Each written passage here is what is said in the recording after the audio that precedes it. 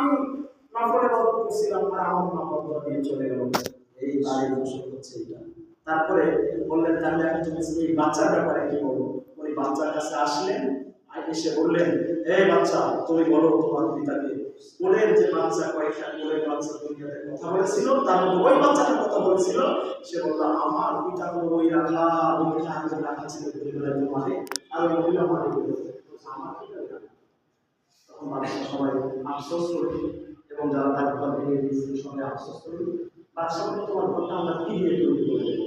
স্বর্ণ দিয়ে তৈরি করে দিই? উনি বললেন না, একটা সাধারণত ঘর যেমন ছিল ওই রকম তৈরি করে দেয়।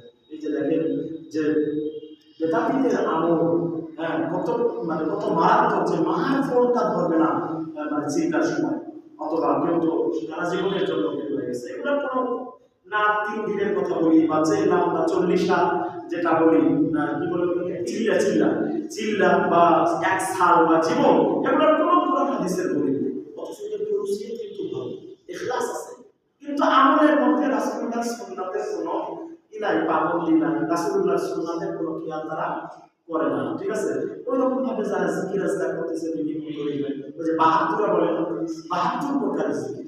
ঠিক আছে, এখন তো জিকির বাড়াচ্ছে নানান ভাবে, এগুলো সব ডিজে জিকির, গোদারি জিকির, কি সব ওগুলো সমস্ত হচ্ছে মানে তাদের বানানো, এবং একটাও কিন্তু কোরআন সুন্নাহর মধ্যে